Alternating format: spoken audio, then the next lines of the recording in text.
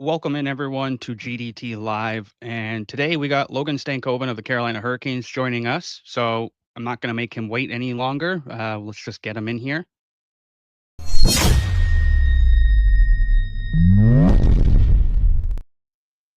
How's it going, Logan?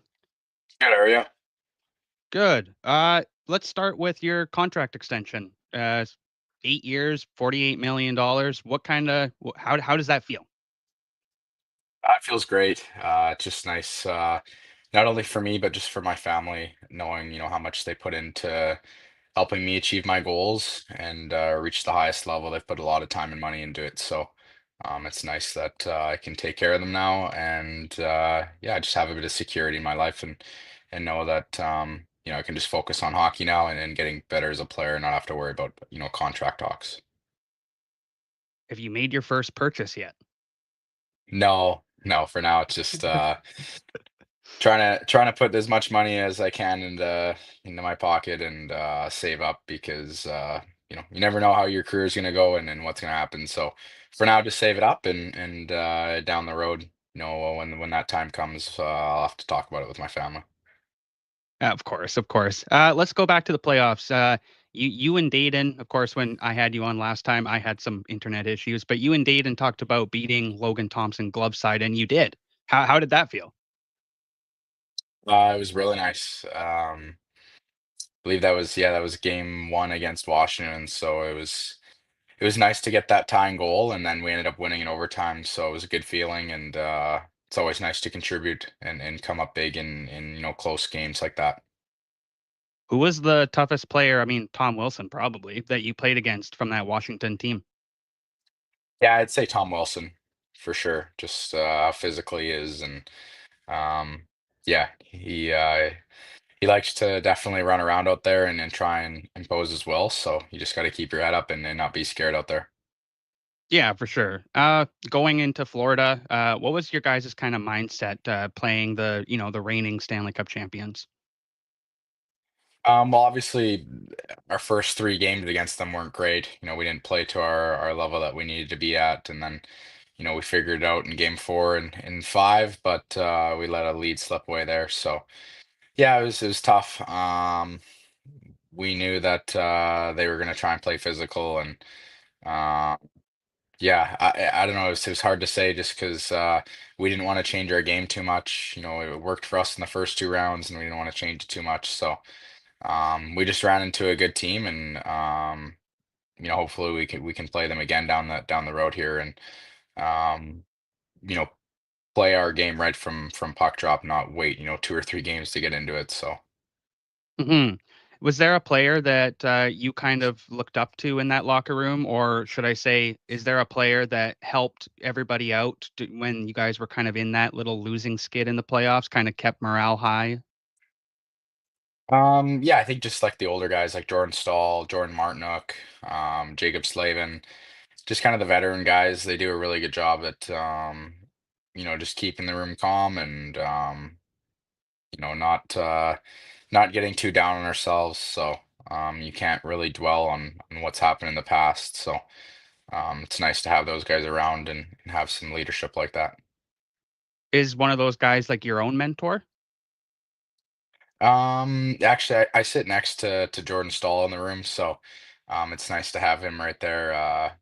We like to chat and just kind of talk about the game and for most of the year, once I was traded, we played together. It was me, him, and Martinook on the line, so that was a lot of fun and it was great for me because I knew what to expect out of those two guys each night, and that was like hard work and going to the net, making hard plays. So they were able to create a lot of time and space for me, and I enjoyed that. Let's kinda just chat about that last end of your season, getting traded, of course, we talked about that before, but, how did you feel that you ended the season with Carolina? 'Cause, you earned yourself a contract extension, obviously, they see you as a future cornerstone. How was it for you personally, kinda rounding out that last couple months with Carolina? Yeah, I was really happy just with how everything went. I thought I took another step as a player. I was able to kind of find the back of the net more often, which is what I wanted. Hopefully, just keep building on that, and hopefully, yeah, as the year goes on here coming up, take on a more on a bigger role, maybe, yeah, play some penalty kill or even play a little bit of center. You never know. So we'll see when that time comes. That'd be fun. Get you back in the center position there. Yeah, for sure. Um, let's chat about the locker room. Who was there any funny stories throughout the playoffs that you can share, of course? Um, that's a good question. Not that I can recall of. I don't think there is any like ones that stood out. Um, no, we all had a good time. Like the thing I like about the group of guys in Carolina is they keep it pretty light and we have, some good laughs. Before the game, it's until we're kind of getting ready for warm-ups, then guys will dial it in, but we keep it light and all the guys have fun. So that's what I like about our group. Do you talk to Eric Tulsky at all? I do sometimes. He'll come down to the room and just say hi, poke his head in. So, Okay. and then even during like contract talks, once the deal was done, he texted me and was pretty excited. So, yeah, it was a good feeling.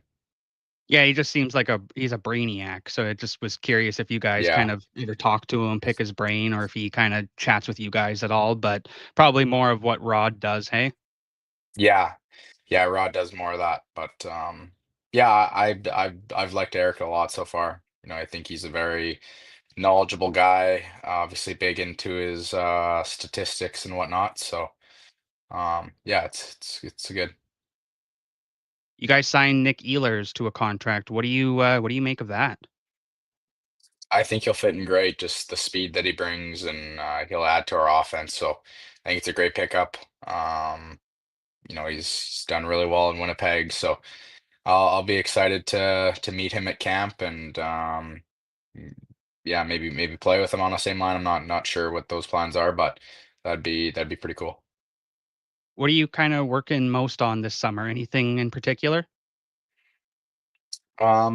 I think just growing my toolbox and you know, learning the pro game a little bit more, whether it's through video or I work with like a video coach during the year, and then then I do like during the summers, we'll do a couple weeks together on ice. So he'll take my video and like stuff that I need to work on during a game, and he'll create game like drills for me to go through. So I think just yeah, improving little things, and obviously I want to get quicker and faster. So in the gym and on the ice, I've done a little bit of power skating so far. So yeah, that's probably the main focuses. Yeah, that's good. That's good.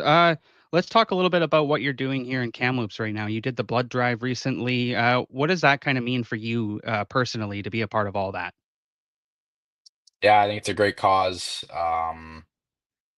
Stu Middleton with Hockey Gives Blood, he was kind of the one that's put that all together, and he's always involved in that. So I just try and give back to the community any way possible, and I think it's important to be involved in the community and just kind of have your face out there and give back because growing up, a lot of people went out of their way to make my day and to help me out too. So I think it's good to give back in any way possible.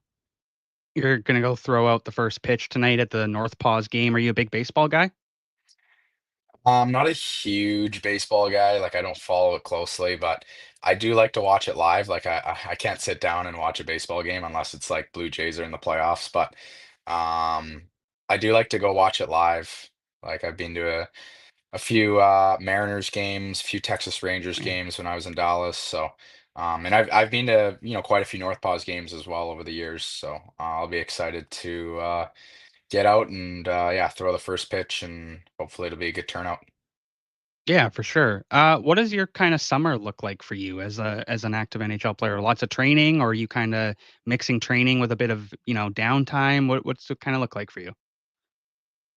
Monday to Fridays are really busy. Like this week, for example, it's not like this every week. Every week's a bit different, but like Monday, I had a workout and two ice times.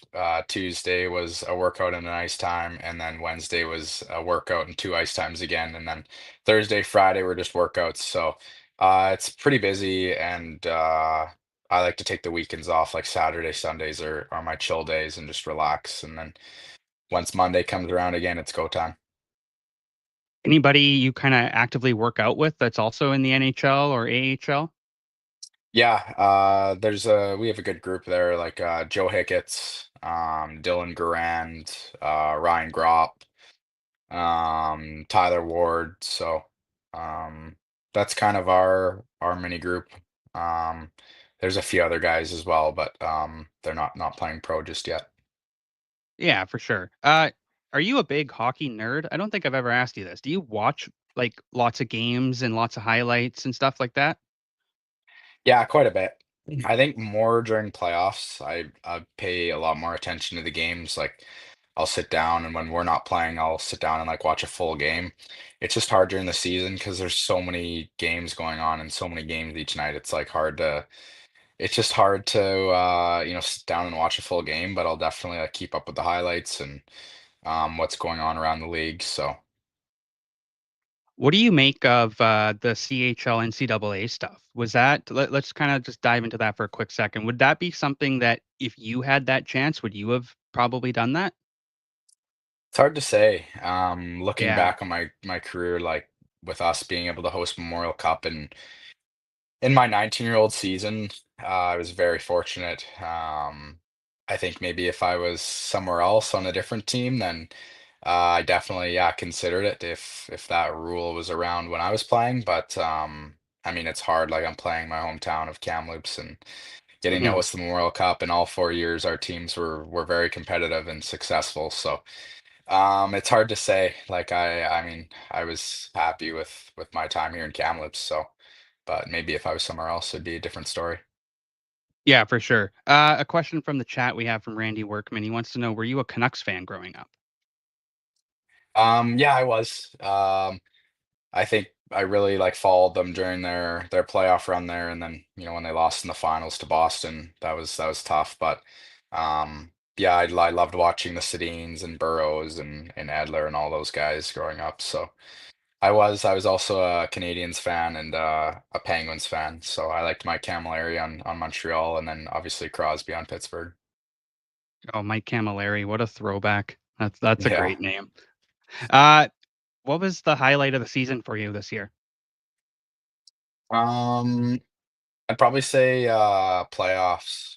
Just yeah, just getting to play at home in front of such a loud crowd and going as far as we did. I'd probably say just like that chunk of the season, like that playoff run was probably the highlight for me. I really enjoyed that and yeah, I'm excited for what's to come now. Who's a player on Carolina that's kinda underrated, doesn't get talked about enough? Um, it's a good question. I think a good up and coming player is going to be Jackson Blake. Like I think we're both the same age. I think he's got so much skill and just plays with a lot of confidence. So he's going to be a player to watch for sure. I think just yeah, the skill that he brings to the table and his finesse. So yeah, I think he's a player that kind of flies under the radar. Yeah, okay. I like that pick, that's a good one. One last one from me here, and then I'll let you get on with your busy frickin' day, but, what does the ideal summer weekend look like for you? Playing golf, going camping, what do you like to do? Definitely golf in there. I love to get out with my buddies and play around. And then I like being around like water, like just whether it's at the lake or I don't have a lake house personally, but my girlfriend does up at Paul Lake, so we'll go up there on the odd weekend, and then I have a pool in my backyard, so hang around the pool as well when it's hot out. As long as the weather's good, that's the main thing. So yeah, that's Yeah, of that's probably course. my ideal weekend. Okay, that's perfect. Actually, one last one, and then I will let you go. What can you kinda say about Rod Brendamore? Like, how is he as a coach? You've only got to know him for a little bit here, but how intense is he? and what can you say about him? Yeah, I love playing under him. It's just it's easy to go to battle for him because of how passionate he is and how much he cares about his players. And he's definitely got to have like the best pregame speeches, and just it's easy to get, be motivated by what he's saying. So he always has something different to kind of bring to the table each night when when we're playing games. Like he always has something to motivate us. So it's pretty interesting. He does a very good job at that, and yeah, I love the way we play and the style we bring. So yeah, I have nothing but good things to say about him so far. Awesome. Thank you so much for joining me today, Logan, for 15 minutes. It was awesome to chat with you. Good luck next season, and I'm sure we'll talk again. Yeah, no problem. Thanks, Gold. Take care. Yeah. Yeah, you too. That was Logan Stankoven of the Carolina Hurricanes. Got him on for a quick 15 minutes here. Got a busy day. Got a lots going on. So got him on just for a quick chat. We'll get him back on next season once things kind of get rolling for a bit of a longer one. But fun to talk to Logan. He's always a great guy. Always answers my texts. Always a guy that excuse me. Always a guy that is willing to help out anybody here in Kamloops. Uh, we had a couple trades yesterday. Matt Dumba got traded to Pittsburgh, and Henry Thrun got traded to the Leafs for Ryan Reeves. Interesting moves. I don't really know what to make of the Dumba one because it seems like we talked to Kelsey Cermak the other day, and it seems like that there's a lot kind of going on in Pittsburgh in terms of Erik Karlsson. So with Dumba getting added to the mix, maybe Karlsson is out. You never know. So lots to keep an eye on with Pittsburgh right now, of course. But Henry Thrun for Ryan Reeves was the other trade, an interesting trade.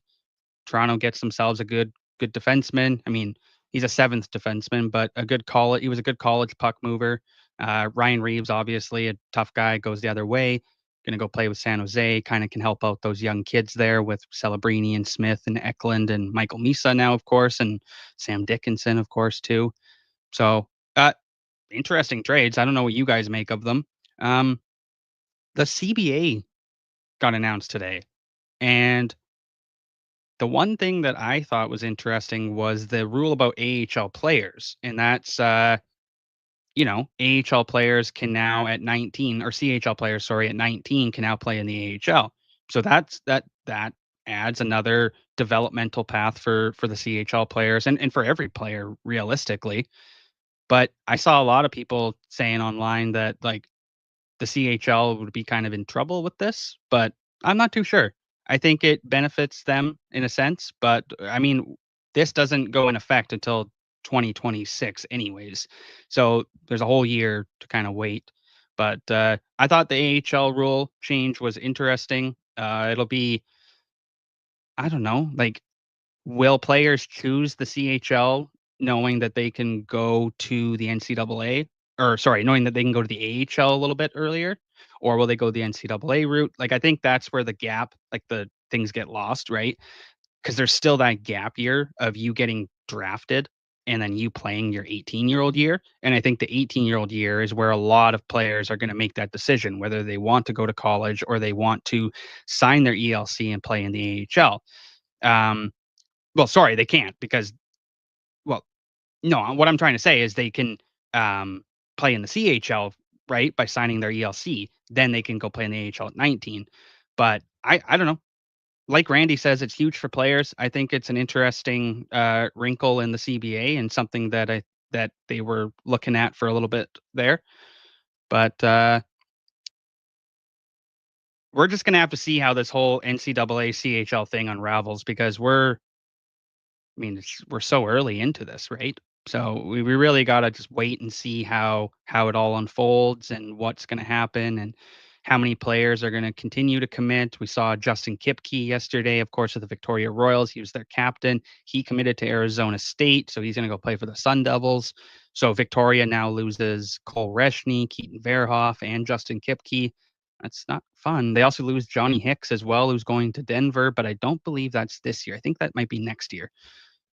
But still, there's a team that's taken a beating from this whole NCAA rule. But nonetheless, teams will prevail. I think that's what's important, and CHL hockey will still be relevant. Uh, I think that about does us for today. It's Friday. It's a short show. Dayton's not around today, so I don't got my co-host with me. But we had Logan on, so I really appreciate Logan joining. Next week on Monday, we have Barstool Chief from Barstool Sports joining us. We're going to talk about the Chicago Blackhawks, their dynasty run, and he had Patrick Kane on his show recently, so we'll talk to him a little bit about that. But I think that about does us for today. Like I said, a little short show, but hope you guys enjoy your weekend, and we will see you back here on Monday.